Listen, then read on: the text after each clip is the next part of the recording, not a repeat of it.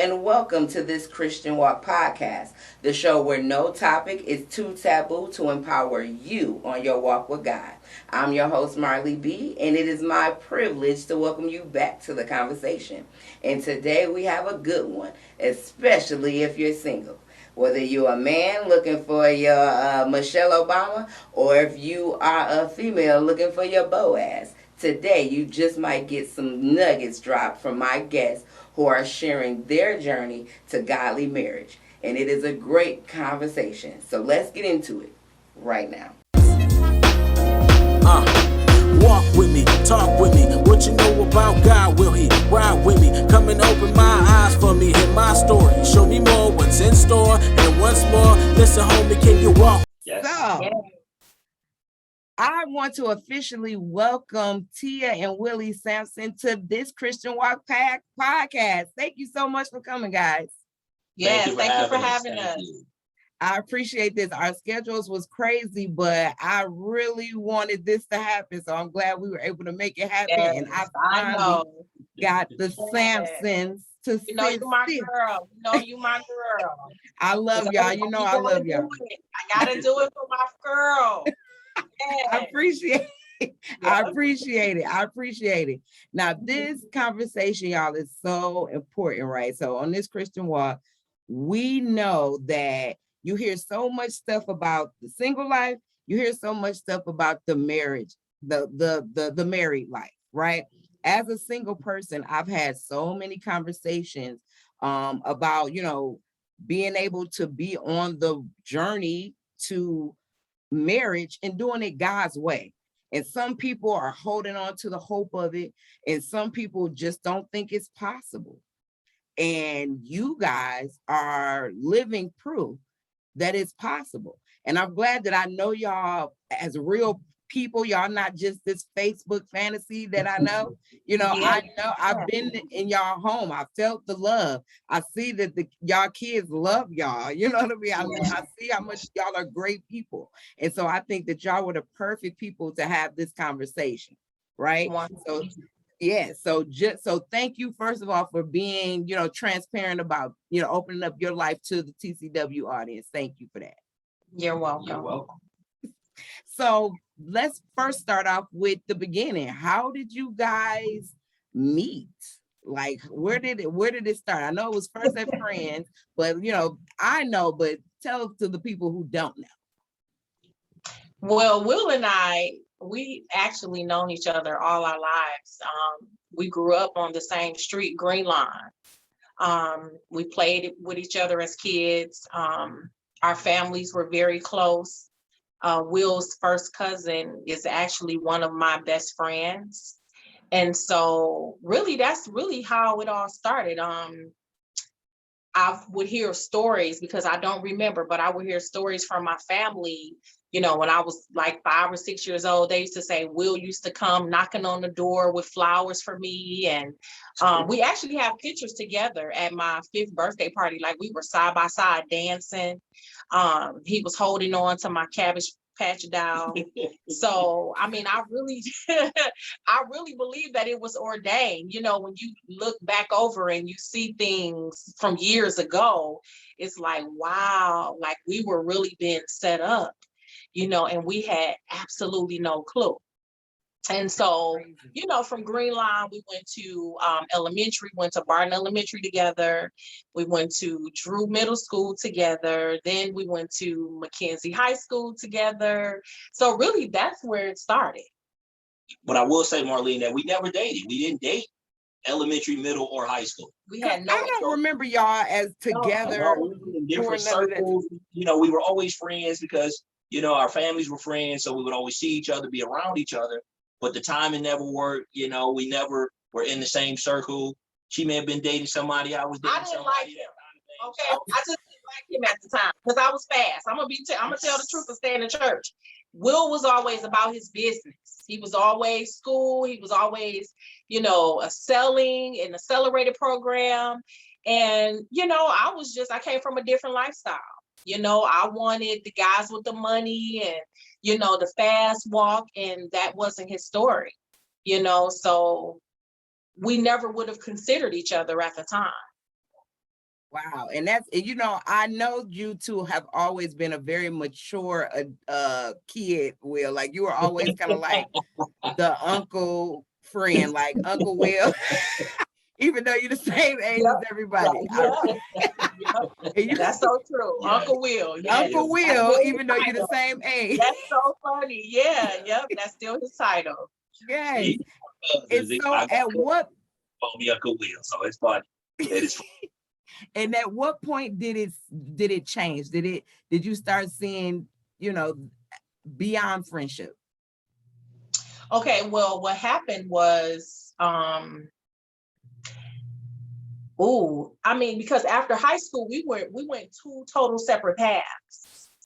Will went off to college. I stayed here. Like I said, we never even really was friends. We just knew of each other. We never ever dated or had an interest in one another. Well, I mean, you know what I mean? Not like that's for just real. Will from the block. That's Tia That from was the Will block. from the block. That was me and his sister was always cool. But anyway, as we, became adults, I think I was 23. I had a hair salon in Detroit on the west side, and I had a boyfriend at the time. But Will had came in, he had stopped at my salon. He came in, he was just like, hey, I'm just, in the neighborhood, heard you was up here doing your thing, and I just wanted to stop by. And I was like, oh, okay, that was nice. How's the family? Nothing. Uncle Nothing. Will. Yeah, Uncle Will. Yeah, I didn't think anything of it. And so, he left, whatever. So Memorial Day, I'll never forget it. It was Memorial Day 2002, Memorial Day. I had Shantae and I, which is his cousin, we were both saved. And we went to a church convention. And I'm telling you, girl, it was so awesome. I mean, I had on this big red hat with stones and a red bad suit, just left church. And so we went, Shantae was like, well, let's go by my family house. So I said, okay. So we went by the family house. Will was over there with his family, but he was with someone.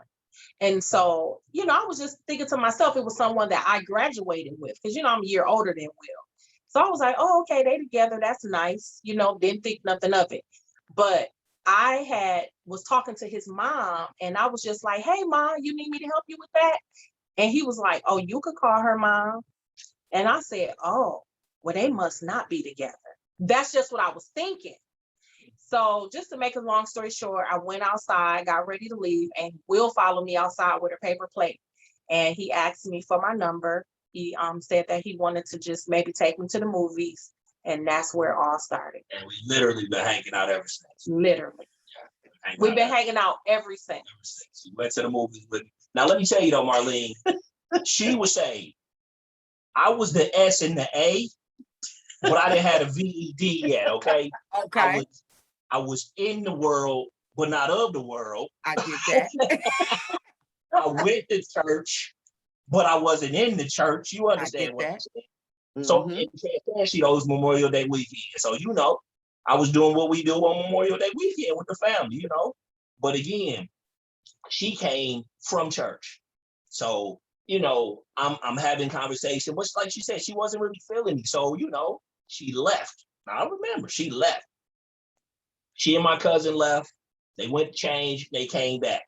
Now, I forgot. Now you couldn't tell me she didn't come back to holler at you. I did.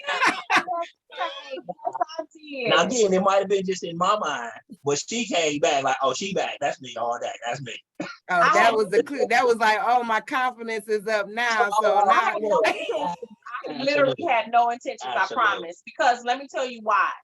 Because prior to dating Will, I was in a relationship in the church that was not of the church. And I knew better, right? But I was still disobedient. And the guy ended up leaving me. Now, I was living with this guy in the church. I was living with him. We were shacking.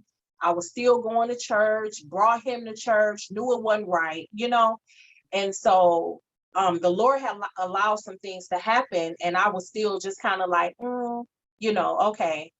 I'ma still just keep being disobedient, basically, right? So one particular day, he had called me just out the blue and he said, I don't want to be with you anymore. And I was like, what?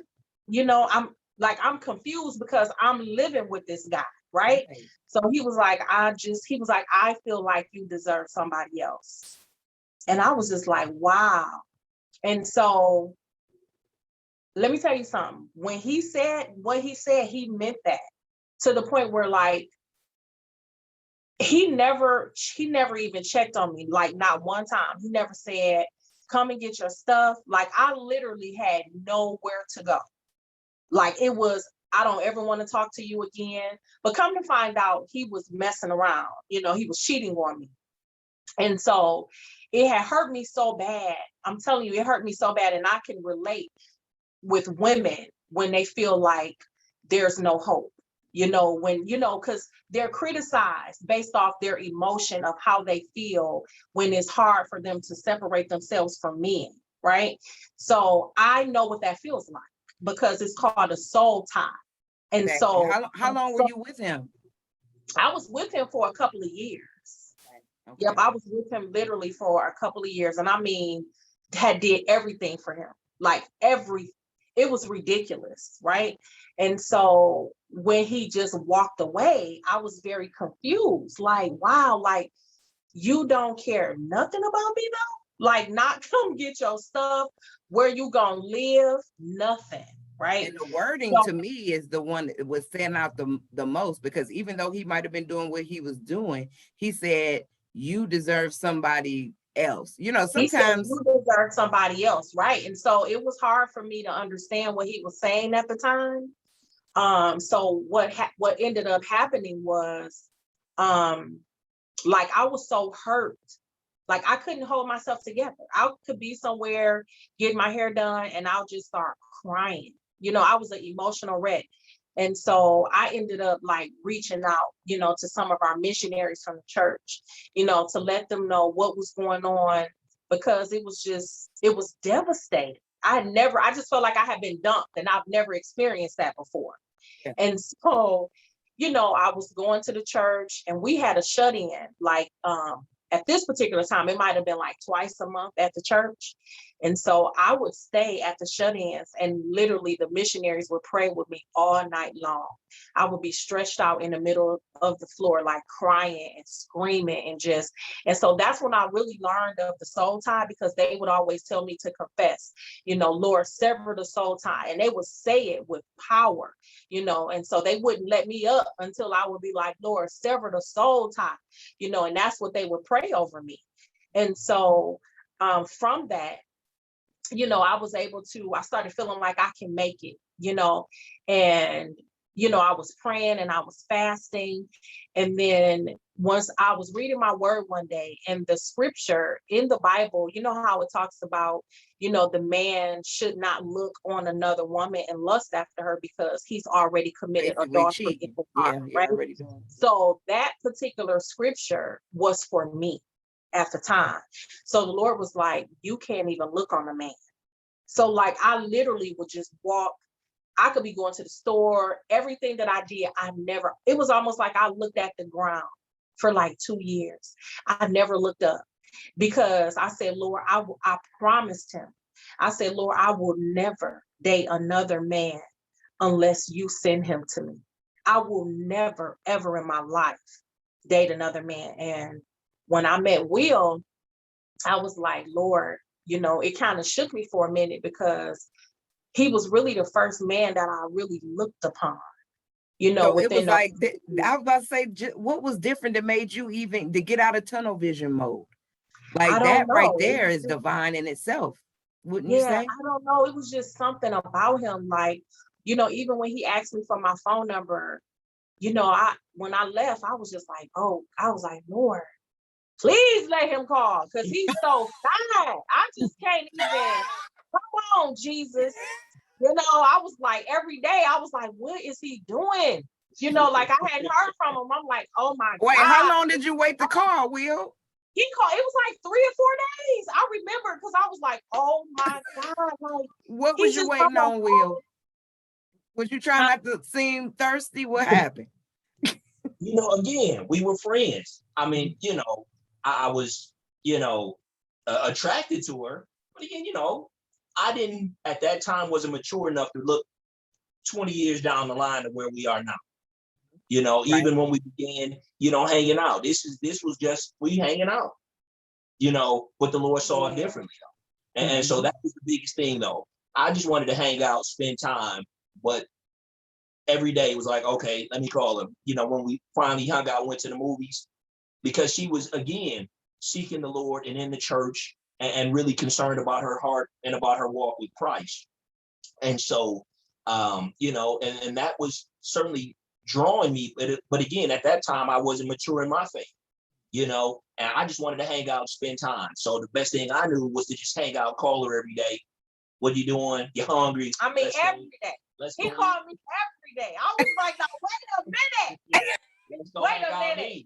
This supposed to be free. I'm glad that y'all brought up this interesting point though, right? Because Will, you brought up a very interesting point, the fact that you were not as mature in your walk with God as she was at that point. And then y'all come together, right? And then like what you're thinking is, oh, okay, I want to get to know this girl. But you're thinking, okay, I finally to the point where I can think about getting on the road to marriage, right? Because you're not just trying to recreationally chill with people, right? So how do it? Because this is what typically people run into, right? I'm walking with the Lord. He's not, or vice versa. How do I say this? This is what I'm expecting without sounding like a crazy person. Look, I'm rolling with Jesus. I'm not having sex. How did that look? What did that look like as far as when was it appropriate to say it? And how did that conversation go to where you can find out, hey, this is where I am. And if you're not where I am, then we probably need to end this now. How did that go? I think it was pretty much my body language. It was my body language that really said it all, because, I love the Lord with my whole heart. And let me just say this, because I wasn't seeking to be married, right? I just, I saw him and I was just like, wow, God, I was like, please, because I knew what I had asked him for, and I knew that he had a veil over me, that he didn't want nobody to see. And so I knew when he removed that big veil and Will saw something in me, he was really the first guy that had approached me during my wait. And so I can hear from the Lord.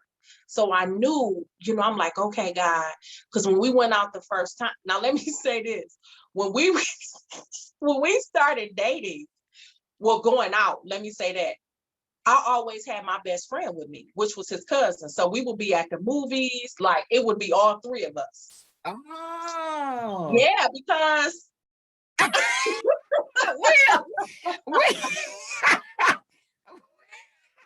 Okay.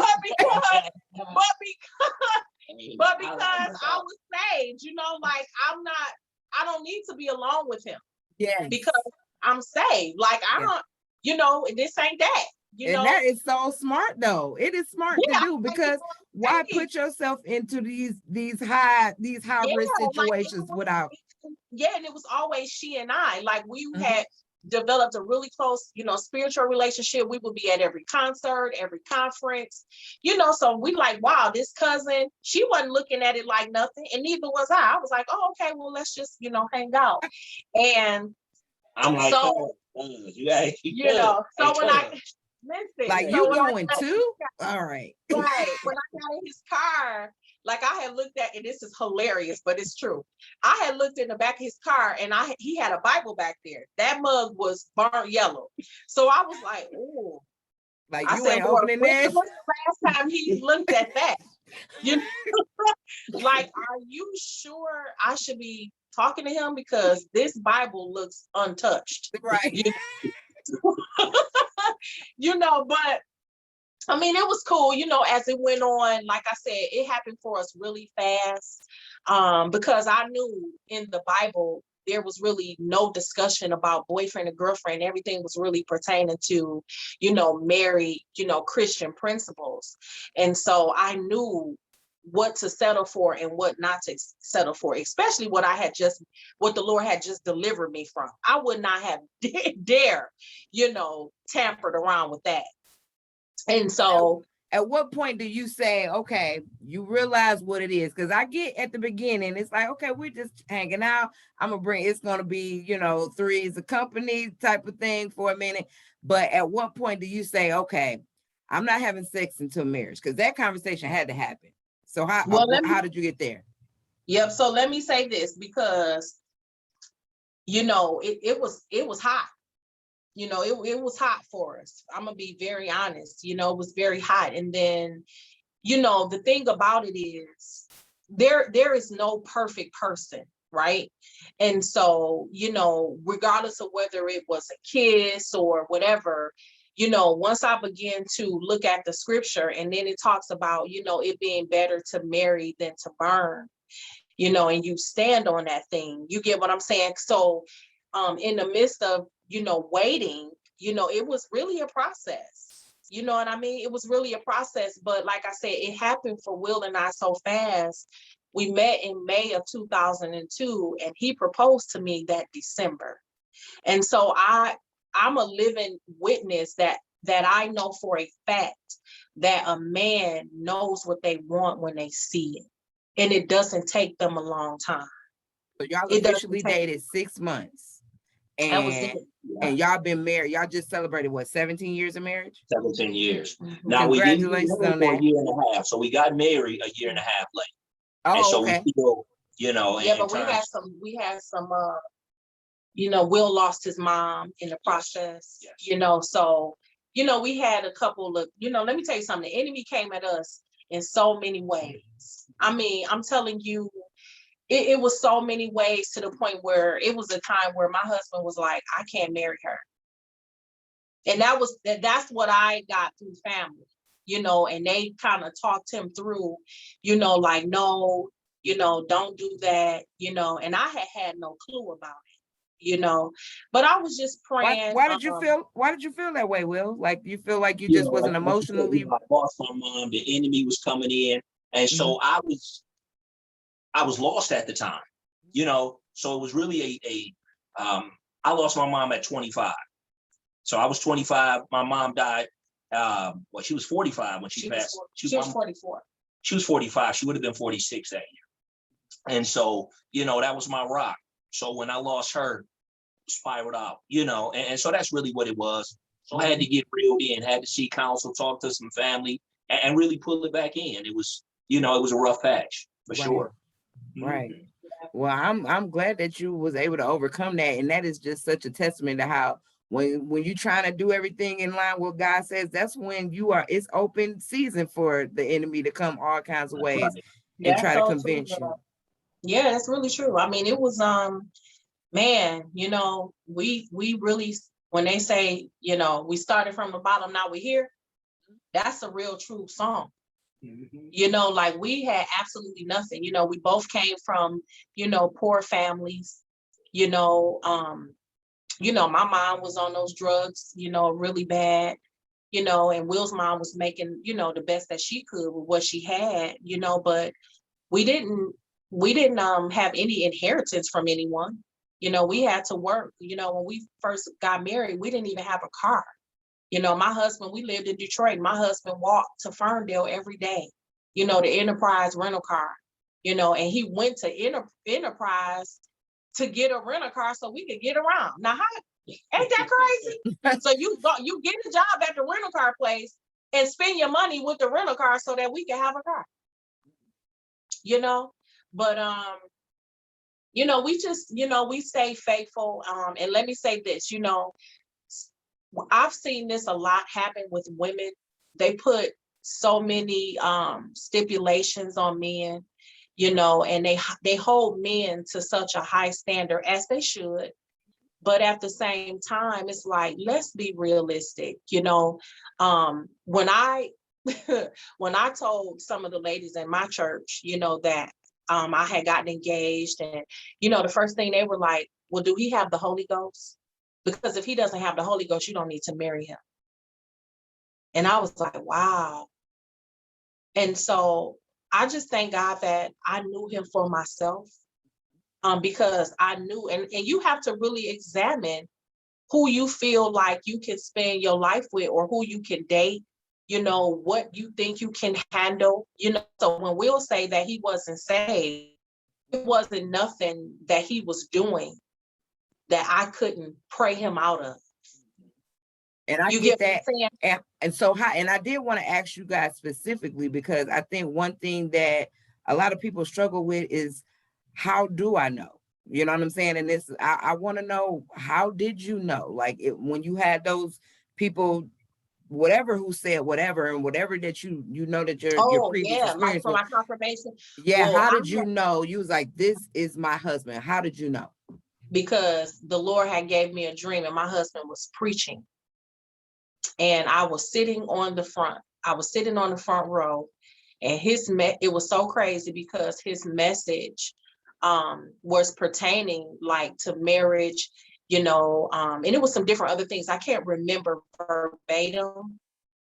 And somebody had came to the church like literally the very next day, and they told me that they had this vision of Will preaching, and I asked them, like, do you remember the message? And the message was the same exact message that he had spoke to me in the dream.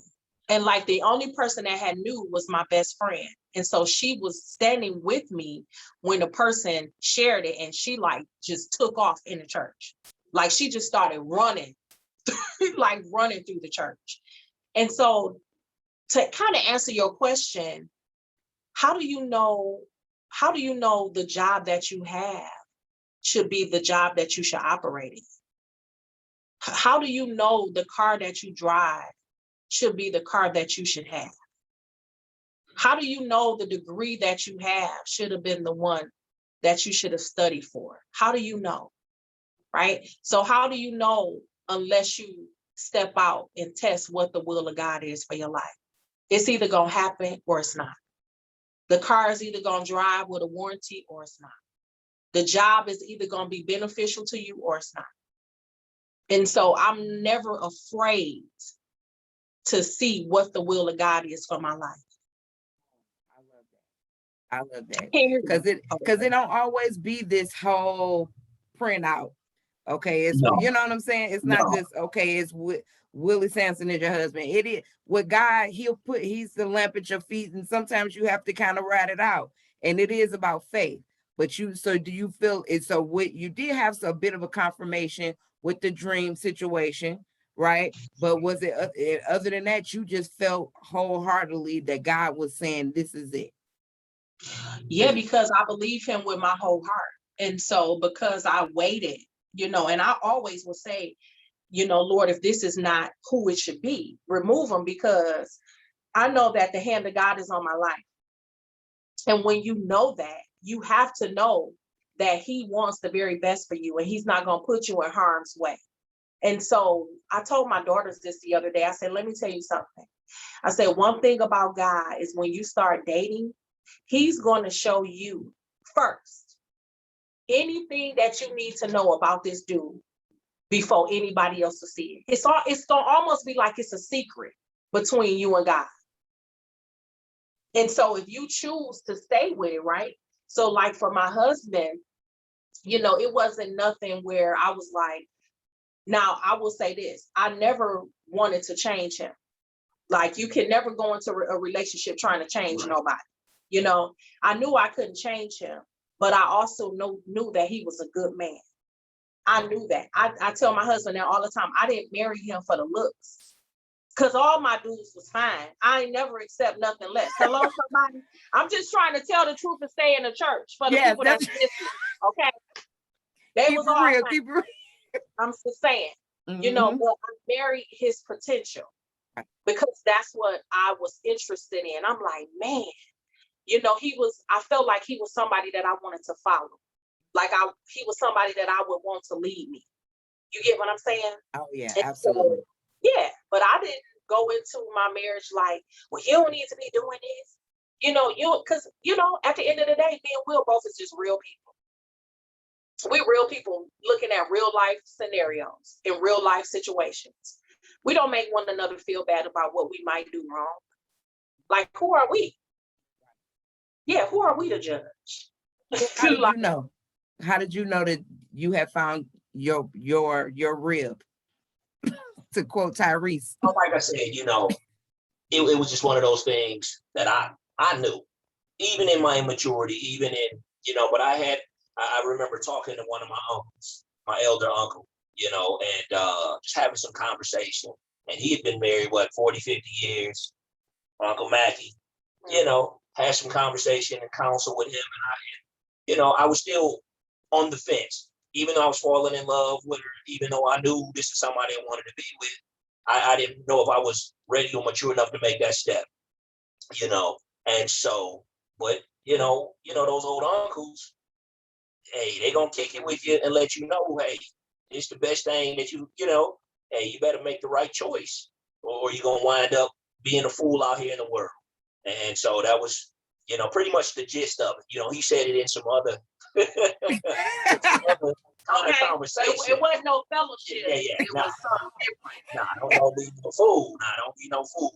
And I took counsel and listened and knew that this was the best choice. And so it was, but like I said, it was just, we had been hanging out. I knew, in terms of, I knew that she was saved. I knew that the Lord was working in her life, and the Lord began to yoke us together. And that was the thing. Like Tia said, that, we didn't have, we had a lot of friends and family, but it just became us. We didn't isolate people. There was nothing intentional, but we began to get in tune with each other so much that I guess the rest of the world, as cliche as it sounds, the rest of the world really didn't matter. And so when she said it was 6 months, I knew in 6 months. It didn't take a whole lot of let's date for 2-3 years and figure it out. All right, no, this is who I want to spend the rest of my life with. And so even after 6 months, will you marry me? Let's go. We're gonna rock it out. And like I said, we've been hanging out. And that was almost 20 years ago. So we've been married 17, but we've been together 20 years. We've been together for 20 years. That's amazing. So I want to, for clarification, not 20 like we was on the fence with 20.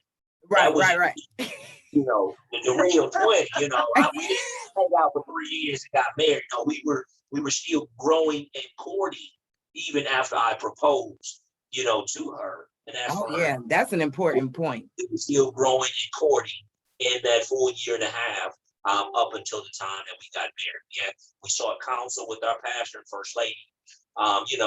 And again, we really began to grow and got into the word and into the church. So to the point where our pastor and first lady were like, well, y'all don't even need to come. They met with us one time and it was like, that's it. But it was so amazing. And my best friend, she reminds me of this all the time because I forget. But she always reminds me, like at our wedding, our pastor once it was time for us to dismiss, before we left, our pastor said it, and we have it on tape. He said, you are going to be a couple that is going to bless. I'm just paraphrasing, that you're going to bless so many other people.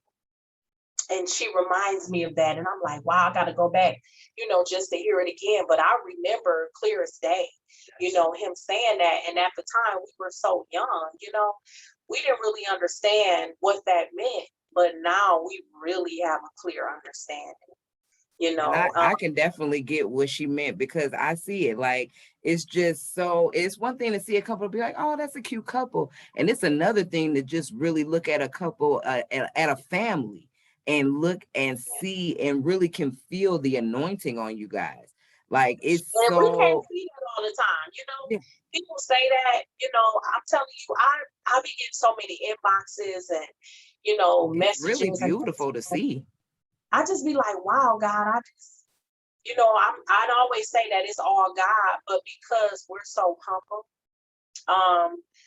we don't look for congratulatory handshakes, or, people patting us on the back. We don't look for accolades. We don't, we just love on each other. And to us, this is just what we do. We're not doing it for show. So when people tell us that, we just be like, oh, okay, thanks. Because you can tell when people doing it for show. Y'all done seen it before. It's terrible. It's terrible. Yeah, but I guess because we don't even really look at other people and just be like, oh, that ain't real, and like Will say, but no, because most people don't though. But you can tell when somebody is just like, okay, you can't get nothing. Like you can't have one chicken sandwich without the whole internet gotta know that y'all eating and he eating on one side, you eating on the other side, and y'all know both of y'all want an individual sandwich. Get off of my feet with this. You know what I mean? It could be, it could be a little bit too much sometimes. But the fact is that you don't see the too much. You see what it is what I see is what God can do, because it's not about you flaunting your family or your blessings. It's about you like to show people how good God is. Absolutely. You let us know that you get up and you pray, and we see the fruits of that. We see the fruits of that. We know how much you love on your kids. We see how you pray over your kids, like just sometimes you'll put a picture out and it'll be like a happy birthday picture, but you will just be thanking God for what he has blessed you with, and you be speaking life over her or over him. And it's just like, you see that this is who Tia is. Even before that, like back in the day, you always been the type of person, this is Tia, this is Will. You know what I'm saying?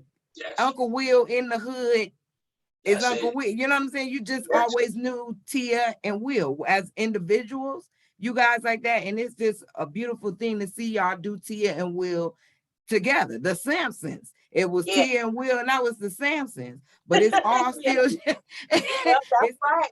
It's still very genuine.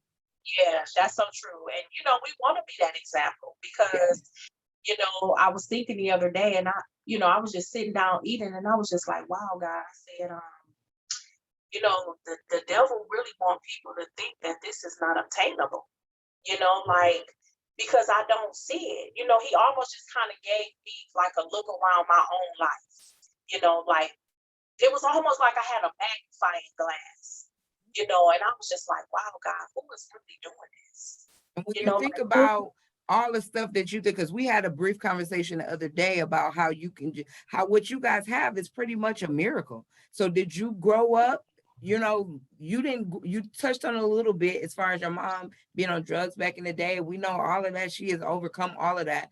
But as far as being able to say you've seen an example of godly marriage growing up, can you say that? No, neither one of us. Neither one of us even had a friend who had married parents. And I think that was an important point that we should point out. Not only did God, it's the miracle of you guys finding each other and building love together and building this beautiful family, but the fact that you guys you have broken generational curses. That's right. With the love that you have allowed God to stir up in you just by being obedient to him. That's right. That's right. Mm-hmm. And I think that's really what it's all about, that's it, just being obedient. And I think that's very important. And so, we're still growing, we're still learning. Every day isn't peaches and cream, but we've had to grow. We, like Tia said earlier, we were young, we were in our early 20s. And so we've been maturing over the years in our walk, in our faith, even in our relationship. And so that's what's most important, that it's not this stagnant thing. You can't think you fall in love one time and, okay, we're going to be together forever.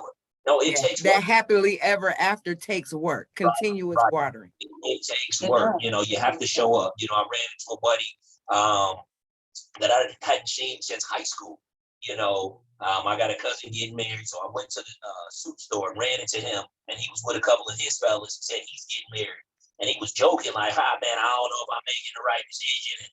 And I said, bro, listen, you better make the right decision before you have your boys put money down on these suits, But I told them it takes work, and if you don't put the work in, you will get the pig slip. And that's what, the message that I wanted to leave with him, that you will get the pink slip, but you have to show up just like you would your job. You know, we have to talk and communicate. We've got 4 children. You know, we have to, you know, we got to figure out who's going to be on what side of town at when, so we can pick the kids up from school and I'm gonna take tell them to you, practice. it's been nuts. So, Our you know, schedule has been nuts. I know. Yes. I'm just like, Lord, you know, but I love our team. Y'all a Because, great team. you know, I'm like, we're doing it. You know, I'm not gonna let nobody make me feel ashamed to say, my husband and I, we're doing it. And when I say doing it, meaning not from a materialistic standpoint, but from a parental standpoint. You know, we are, you know, we have 4 children in 3 different schools. You know, I'm working full time. Will had to go between 2 colleges in the morning. You know, then his schedule changed where they put him on the afternoons. You know, and it's like, oh my God, you know, they get out of school. We got to get them from Belleville to Detroit to 2 separate fields. You know, my son played football at Mackenzie, the girls cheer at Northwestern High School. He has to stay there with my son till 9:30 at night. I have to stay over there with my daughters until 9:30 at night. When we come home, it's like, oh my God. But I'm like, Lord, you have to help us. But the thing is, it's something that we want to do. Absolutely. I mean, you know, because it's an investment in our children's future and our family. And so it takes time, but, you know, you have to be willing to commit to it. Now, we're growing, and that's the thing, but not everybody is growing with us. And we recognize that. And I think that's important to, you know, to really mention that in this walk, in this life, the unfortunate part is that you will lose friends. You know, you will lose friends, but you have to be willing to shed some things in order to grow.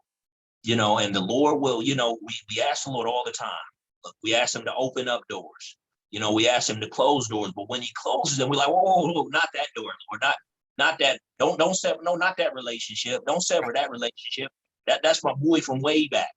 But, you know, the thing is, in order to grow, you know, you have to be obedient to what the Lord tells you.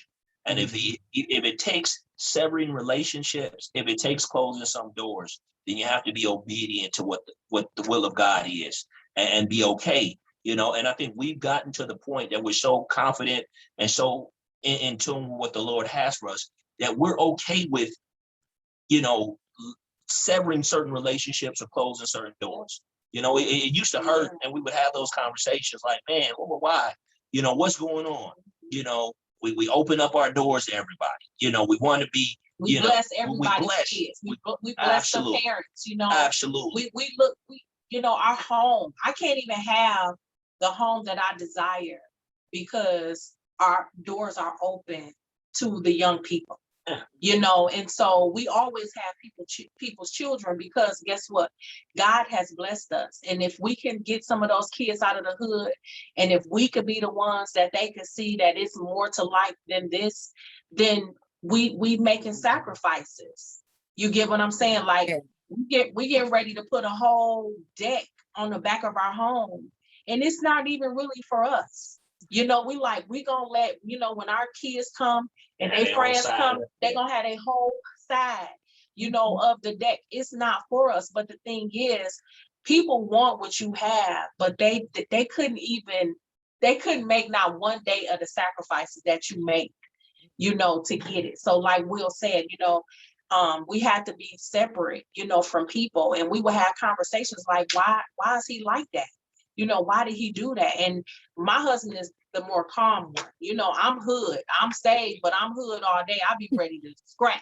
Let me just tell the truth. You know, don't mess with my kids and don't mess with my husband, because you're going to see a side that I pray that I don't ever have to display. You know, but so when I see stuff that hurt my husband, he might not physically say, you know, that it hurt him, but he don't have to, because I feel it, because we're one. So I feel what my husband feels. You know, it would hurt. I don't want to see Will sad, so I can't even imagine what it would do to you. But see, you know, men don't display sadness. Yeah. You know, but I can feel it. You know, and so it angers me, because I'm like, you know, I tell my best friend, I'm like, man, Will is a dude. I ain't never trying to jeopardize his friendship. I say that all the time. I'm like, you crazy if you lose Will as a friend. I said, I never met nobody like him besides my pastor from a confidential standpoint. Like people talk to my husband. He the most confidential person I ever met. Uncle Will ain't telling nobody business. He ain't telling nobody business. You know, let me ask you this, y'all. Okay, so just kind of shift, right? Just to shift a little bit. I couldn't let y'all go without tackling a couple of myths as it relates to misconceptions around marriage and the ideal of it, right? So first question is for you, Tia, right? So a lot of times when you think about going from a single one, and when you hear about going from a single woman to a wife, one of the words that have red flags going off for a lot of women for different reasons is the word submit. And I just think that submitting is something that women should do willingly, but I feel like there's common misconceptions about submitting. And I feel like, just like you said, even right there, I know that since you've been a wife, you've had to open yourself up and to that definition of submitting. And I'm just wondering what it means to you, and even the whole concept of submitting. Do you see it as something that was hard to do, or do you see it was something that was worth doing, or how was that transition for you? No, it wasn't hard at all. I think that when women hear the word submit, they look at it in terms of, you got to shut up and do what he said. That's a lot of times, you know, because if you're not spirit filled, then really you don't know the definition of submitting.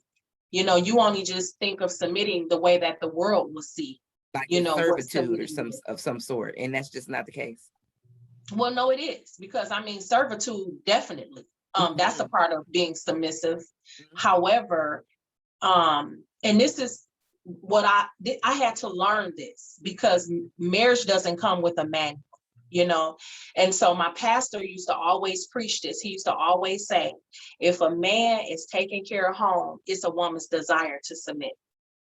And so in my eyes, when it comes to being submissive, I don't have a husband that is demanding or, you know, controlling, you know, I want my dinner ready at 5 o'clock. I want my bath water ran. I want my clothes washed, and you do what I say, and da da da da da.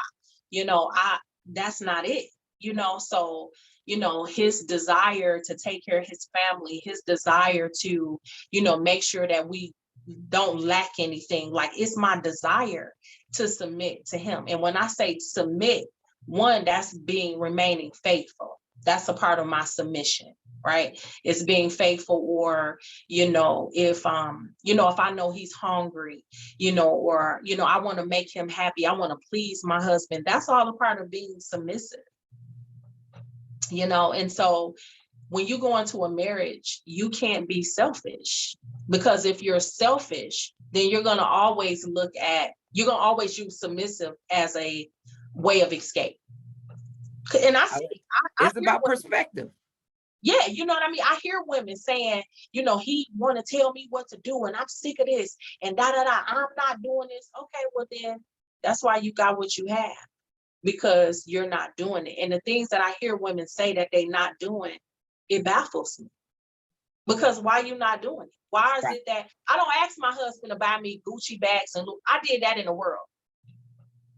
I had that in the world. I had everything that I thought my heart could have desired when I was in the world. When I got with my husband, I had a whole changed heart at the time. You know, I'm not asking my husband to buy me no Louis or asking him to buy me no Gucci bag. He's trying to build a family. So what I look like? That's not wisdom. You get what I'm saying? Oh, but I'm gonna get the bag. Hello, somebody. I'm gonna get it. I'm gonna get it. Let me be clear. I'm gonna get it. But I'm gonna get it when he build his family. Yeah. And whatever level that is, then I'm gonna wait. I know that's right. Yeah. So when it comes to submitting, that's easy. I like it. Okay, Will.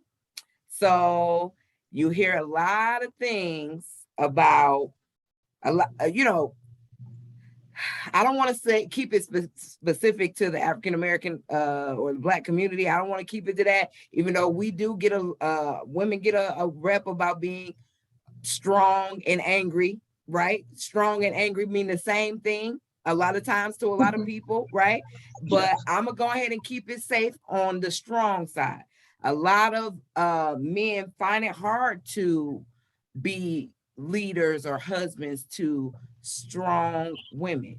I commend you because you make it look easy. Obviously, you have a very strong wife who is a strong personality, right?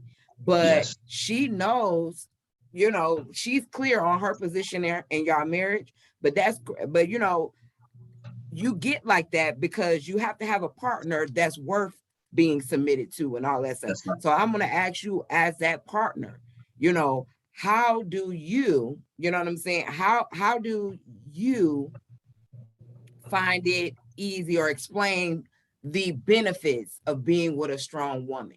You know what I mean? Like let's take the taboo off of it, because sometimes there's a lot of men that just want to classify certain women certain way.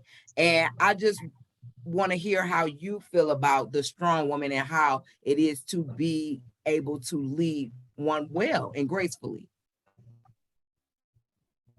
Absolutely. Listen, it all comes down to maturity. You know, it all comes down to one, being obedient to the Lord.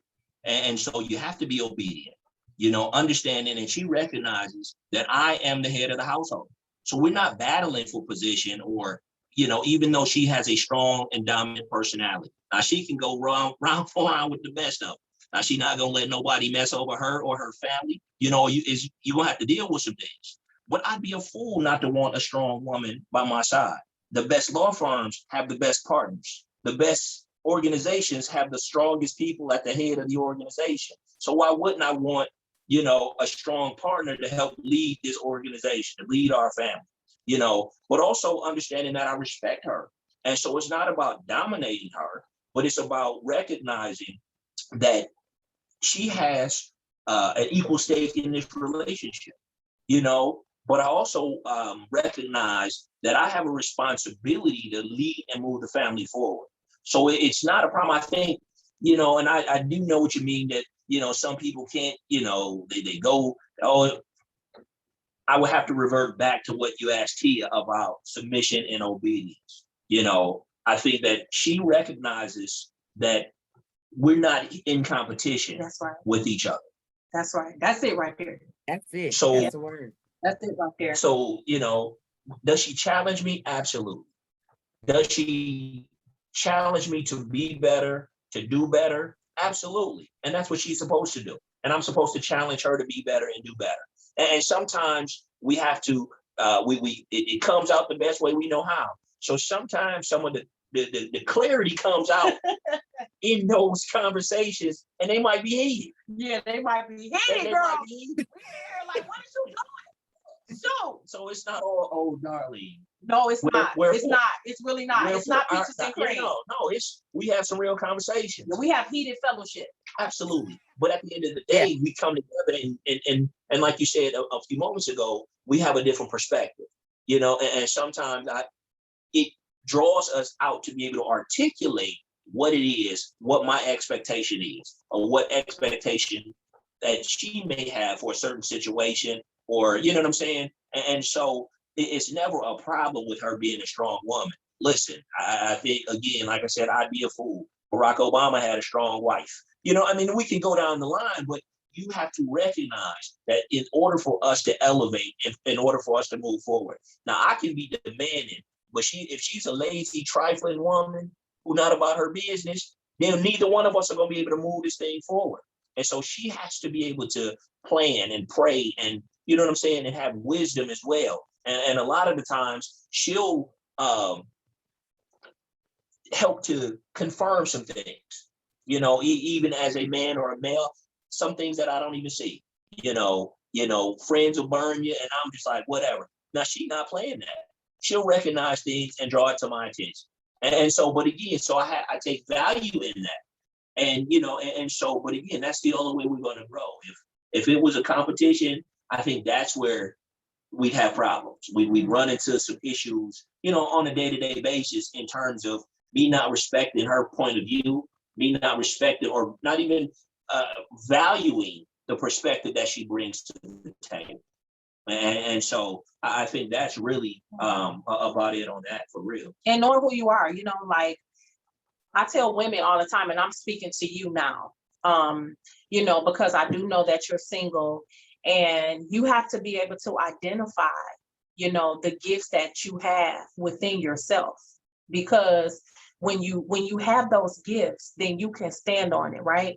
So I told this, and you'll hear me say a lot. I say this to my daughters because those are really my only friends. Seriously. I hate to say it, but it's the truth. Them my girls. We talk about everything, And so I tell them, like, listen, when you know who you are on the inside and the outside, now you can't be ugly on the inside and think somebody finna stay with you forever.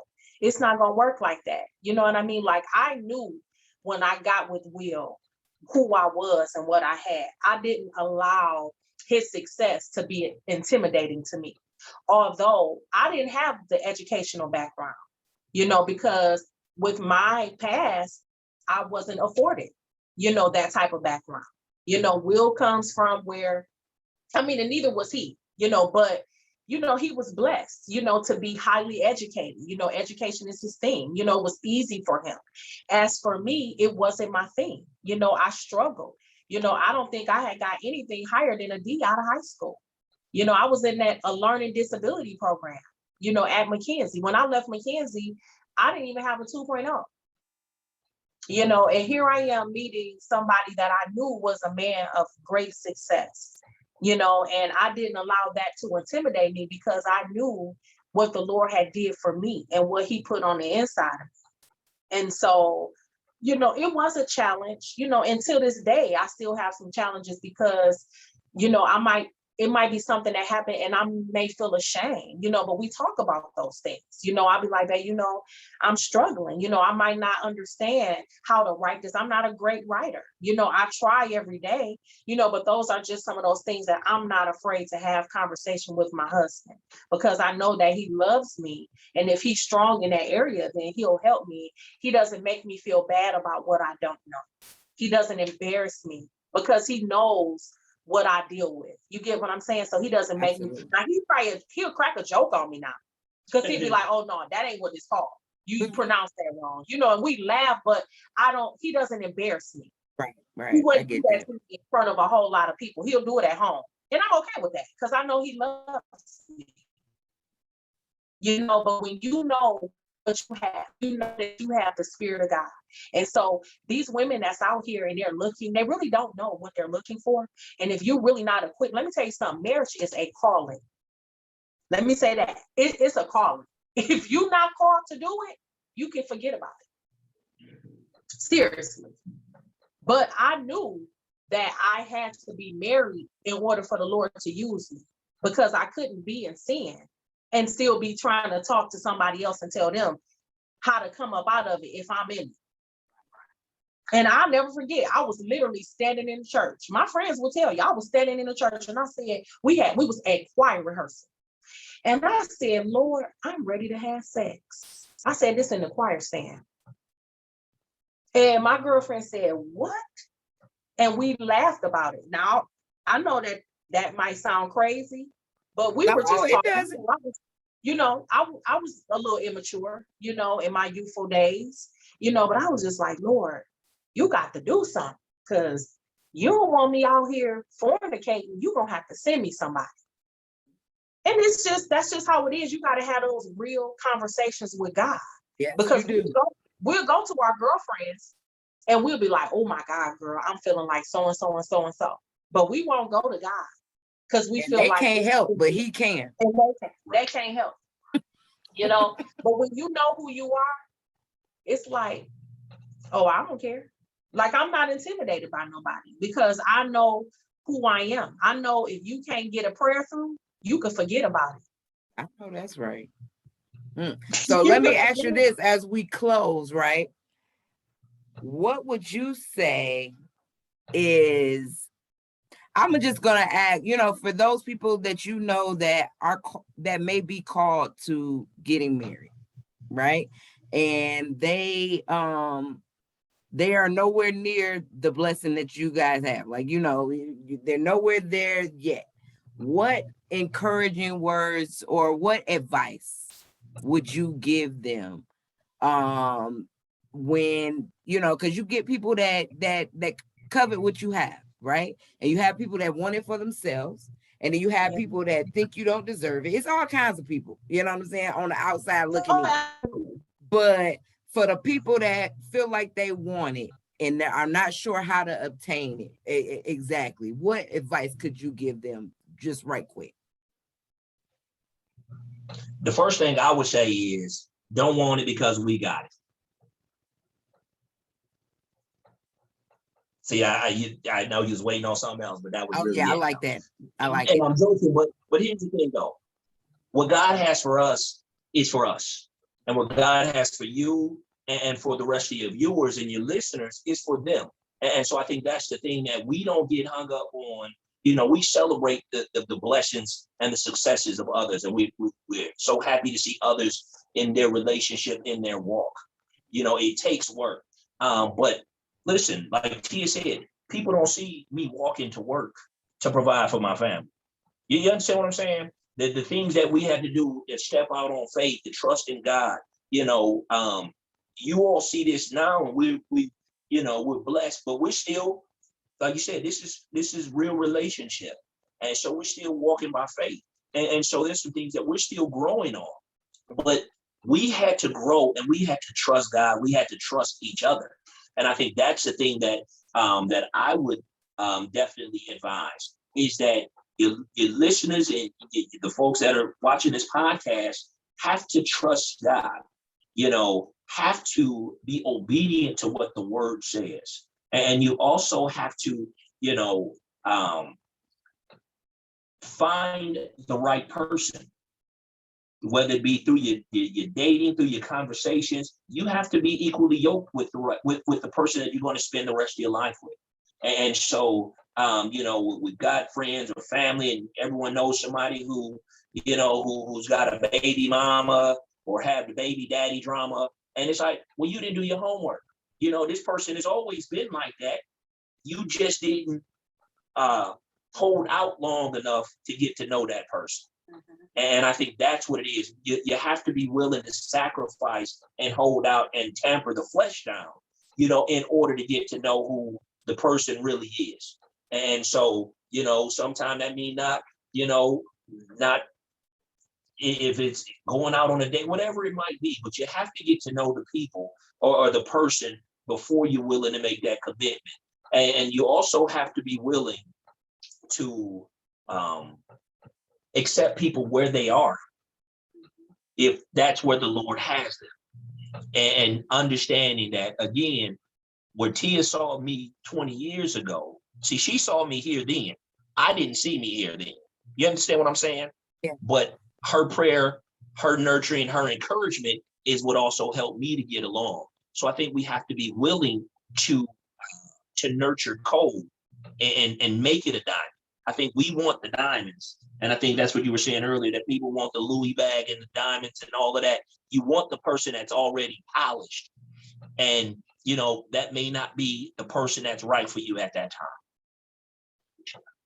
No, that's really it. Like you said, being equally yoked, like I said, Will wasn't saved at the time, but I knew, that I knew what I saw in him, and I believed what I saw in him, but I did not compromise. Let me say that. I did not compromise my salvation. I didn't go out to clubs. I did not drink till this day. My husband, I've been with him for 20 years. He's never in his life seen me take a drink, not even no wine. I don't compromise because I love God. Am I perfect? Far from it. But there are just certain things when you make a commitment, like even to your job, you're going to go on time. You don't want to be late. You don't want to be on a write-up, so it's just like, in relationship, you want to be able to still be committed to Christ, so that when he gets ready to answer those prayers that you pray, woman to woman, right? When you have those prayers petitioned before him, then you'll be able to go back to him and say, now God, I've been faithful.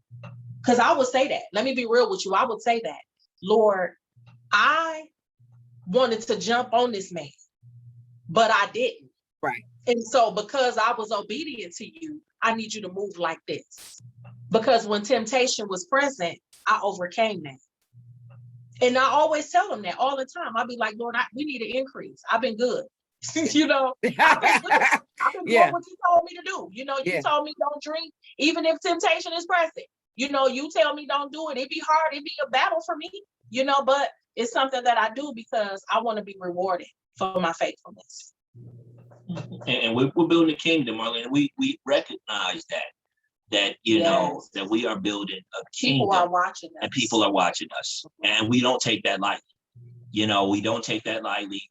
And how we minister to people, how we love on people, you know what I'm saying? How we even the way we take in other people's children and love on them. You understand what I'm saying? And nurture them, because we want them to see better and to know better and to know what love feels like. And Absolutely. To see, you know what I'm saying, to have a safe place that they can come and be around, and we want our children, that's always our prayer, that their friends sees Christ in them, that they're able to go out and be vessels, and bring in folks to salvation.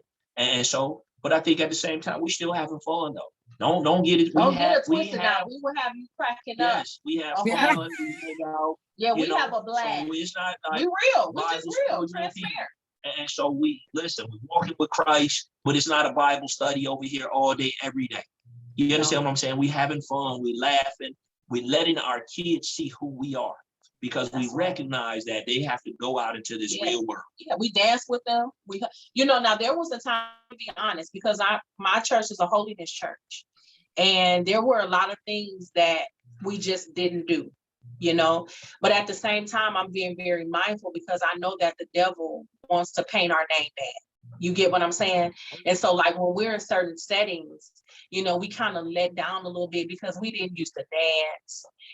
We would just be sitting with our shoulders up, And so as we, got older and we're still learning Christ, and our daughters is having fun, we dance with our children.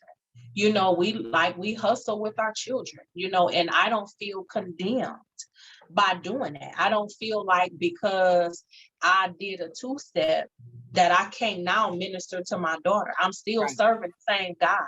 Absolutely. You get what I'm saying? I'm not doing nothing where I'm just out shaming him.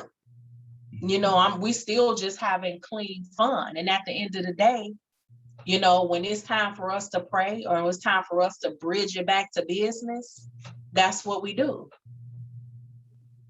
Well, what that says right there, and I just want to say thank you guys for, letting your light shine. I appreciate who you guys are as individuals, and definitely respect and appreciate who you guys are as the family that you are. The Sampsons are cool in my book. I appreciate y'all so much for coming on TCW. I thank you from the bottom of my heart. Yeah. Thank you for having us. We had a blast. Thank you so much to my guests, Tia and Willie, for being so transparent and sharing your journey in godly marriage.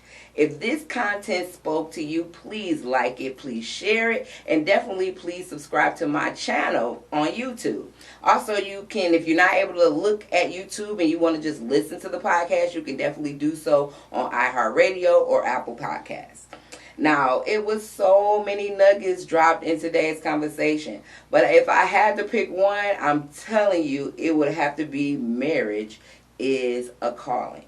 And if you feel that calling coming, if you feel that calling, like marriage is for you, I think we should take our guest advice and say, hey, 1, make sure you know what you're looking for. 2, make sure you know what you bring to the table. Because you want to be able to go into that journey of your life with confidence and with boldness. Not just in your ability to be a spouse, but in God's ability to make sure you're successful at it. So take that with you. And on this walk with God, I know loving God can be easy. Trusting God can be hard. But I believe we can all get there one step at a time on this Christian walk. See you next time. Walk with me, talk with me. What you know about God? Will He ride with me? Come and open my eyes for me. Hear my story. Show me more what's in store. And once more, listen, homie, can you walk with me? Talk with me. What you know about God? Will He ride with me? Come and open my eyes for me. Hear my story. Show me more what's in store. And once more, listen, homie, can you walk? Can you walk? Let's walk.